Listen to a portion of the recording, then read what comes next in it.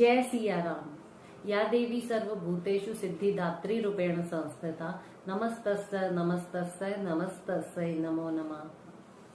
जो पहले नवरात्रि के दिन खेतरी बीजी जाती है उसको काटने का सही तरीका क्या होता है, जो खेतरी का रंग बदल जाता है उसका क्या अर्थ होता है, और जो पूजन का सामान होता है जो कि अब 9 दिन माता रानी को अर्पित करते हैं पूजन में, जैसे कि लौंग, सुपारी, इलायची, पान, पुष्प, इसका नवरात्रि के बाद हमें क्या करना चाहिए।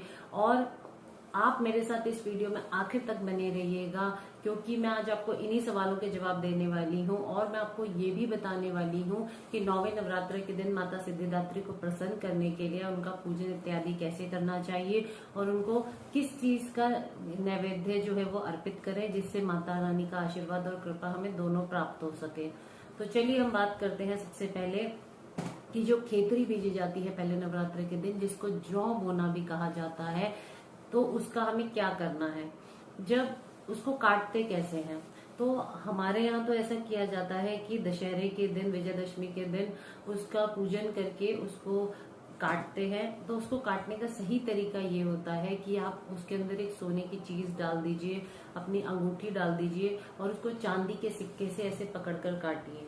तो इससे अगर आप ऐसे उसको काटते हैं तो इससे आपके घर में शुभता, शुभ परिणामों की आपको प्राप्ति होती है और आपके घर में धन धान्य की वृद्धि होती है। और उसका हम लोग तो ये करते हैं कि उसके बाद, काटने के बाद, भाई के टीका करने के बाद भाई के कान में लगाते हैं। तो अगर आपके यहाँ ऐसा होता है तो अच्छी बात है, और ऐसा नहीं होता है तो उसके बाद आप काटने के बाद या तो किसी पेड़ के नीचे उसको रख सकते हैं, तो उसको चिड़िया चुग लेती हैं, परंतु आजकल चिड़िया ही नहीं बची हैं, तो आप उसको गौ माता को खिला सकते हैं। इससे जो है माता प्रसन्न होती है और उनकी कृपा हमें प्राप्त होती है। अब बात कर लेते हैं कि जो खेतरी का रंग बदलता है उसका क्या अर्थ होता है। अगर खेतरी पूरी हरी भरी उगी है, अच्छे से उगी है, तो इसका अर्थ ये होता है कि आपके आने वाले वर्ष में आपके घर में धन धान्य की वृद्धि होने वाली है माता की कृपा से। अगर आपकी खेतरी पीली पड़ गई है, पूरी हरी भरी नहीं रही है, तो इसका अर्थ ये होता है कि आपके घर में धन तो आएगा परंतु आपको बहुत अधिक परिश्रम करना पड़ेगा। तो आप लोग निराश मत होइए, परिश्रम से क्या घबराना, अगले साल फिर से खेतरी बोइएगा अच्छे से। अगर खेतरी ठीक से नहीं उगी है, कई बार नहीं उगती है या कहीं कहीं उगती है, कहीं कहीं नहीं उगती है, या उग के वो जो झुक जाती है, तो इसका क्या अर्थ होता है। इसका अर्थ ये होता है कि आने वाले वर्षों में आपका यहाँ धन जो है वो बहुत ज्यादा संघर्ष करने के बाद आएगा और उतनी पर्याप्त मात्रा में नहीं आ पाएगा, तो आपको बहुत अधिक संघर्ष करना पड़ेगा। तो संघर्ष करने से बिल्कुल मत घबराइएगा, क्योंकि अगले साल फिर से माता रानी के नवरात्रे आएंगे और माता रानी से विनती करिएगा और पूरी श्रद्धा के साथ खेतरी को बीजिएगा, तो माता रानी की कृपा से आपकी खेतरी जो है वो अच्छे से उग जाएगी और आपके यहाँ धन धान्य जो है वो भरपूर हो जाएगा माता रानी की कृपा से।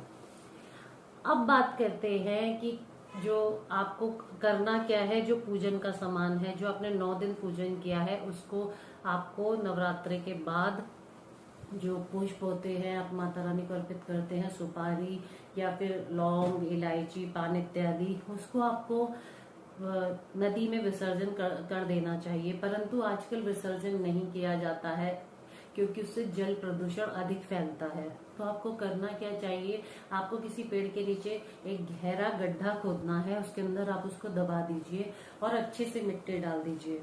परंतु इस बात का विशेष ध्यान रखिएगा, ऐसा ना हो कि आपने तो दबा दिया लेकिन आपकी सुपारी कहीं गिर गई, आपकी लौंग कहीं गिर गई, तो इससे अगर वो ऐसे गिर जाएगी तो वो किसी के पैरों के नीचे आ जाएगी, जो कि अच्छी बात नहीं है। तो आप विशेष ध्यान रखिए कि आपकी कोई चीज इधर उधर ना गिरे और आप उसको ठीक से गड्ढा खोदकर दबा पाए। अब बात कर लेते हैं कि आपको माता सिद्धिदात्री को 9वें नवरात्र के दिन प्रसन्न करने के लिए क्या करना है। आपको 9वें नवरात्र के दिन सुबह जल्दी उठकर नित्य कर्मों से निवृत्त होकर, जो लोग नौमी करते हैं, नौमी को समापन करते हैं, उनको ऐसा करना है। हमारे यहाँ तो अष्टमी की जाती है तो हम लोग अष्टमी को समापन करते हैं। तो आप जल्दी उठकर, और जो लोग नौमी को समापन नहीं भी करते हैं, अष्टमी को करते हैं, वो भी ऐसा कर सकते हैं। सुबह जल्दी उठकर माता को का पूजन करके उनको भोग इत्यादि तो लगा ही सकते हैं, पुष्प अर्पित कर सकते हैं, नैवेद्य अर्पित कर सकते हैं उनकी मनपसंद।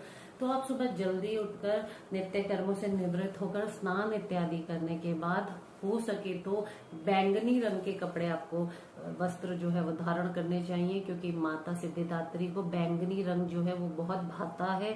उसके बाद आपको हलवा, पूरी, चने और जो बनते हैं काले चने, और आपको जो मालपुआ होता है वो बनाकर माता को भोग लगाना चाहिए, यानी कि विभिन्न प्रकार के अनाज। माता को ये बहुत अधिक प्रिय है। और आपको जो आपने कलश पे नारियल रखा था, उसको आपको कलश का नारियल जो जल है उसको आपको सारे में अपने घर में वो जो आम के पत्ते थे या फिर अशोक के पत्ते थे उससे छिड़क देना चाहिए, और अपने ऊपर भी छिड़क लेना चाहिए, क्योंकि उस जल में सभी नदियों का और सभी देवताओं का वास होता है। इससे आपके घर में शुभता आती है और नकारात्मक जो शक्तियां हैं वो प्रवेश नहीं करती हैं। उसके बाद आपको क्या करना है, वो जो आपने नारियल आपने तोड़कर वो आपको माता को भोग लगा देना है, और उसके बाद आपको कन्या पूजन करना है, कंजक जिमानी है, और कन्याओं को घर पर बुलाकर उनके पैर इत्यादि छूकर उनका आशीर्वाद लेकर, कलावा बांधकर, टीका लगाकर, और उनको आपको वो जो आपने पूजन किया है वो हलवा, पूरी और छोले का और नारियल, इन सबको आपको उनको देना है, और भेंट स्वरूप कुछ देना है। हो सके तो आप, कई लोग उन्हें चुन्नी देते हैं, पर चुन्नी नहीं देनी चाहिए। बच्चे थोड़ी देर खेलने के बाद कन्याएं वो फेंक देती हैं, वो पैरों में गिरती है, जो कि अच्छी बात नहीं है। हो सके तो उनको वस्त्र दीजिए, चप्पल पहनाइए। अगर आप सबको वस्त्र देने में समर्थ नहीं है तो कम से कम एक कन्या को वस्त्र अवश्य दीजिए, क्योंकि अगर आप एक कन्या को वस्त्र देते हैं तो ऐसा मानिएगा, कन्या जो होती है वो देवी का स्वरूप मानी गई है, तो आप देवी को ही वस्त्र पहना रहे हैं। तो एक कन्या को अवश्य वस्त्र दे हो सके तो, और उनका पूजन करें। तो इससे जो माता सिद्धिदात्री हैं वो प्रसन्न होती हैं।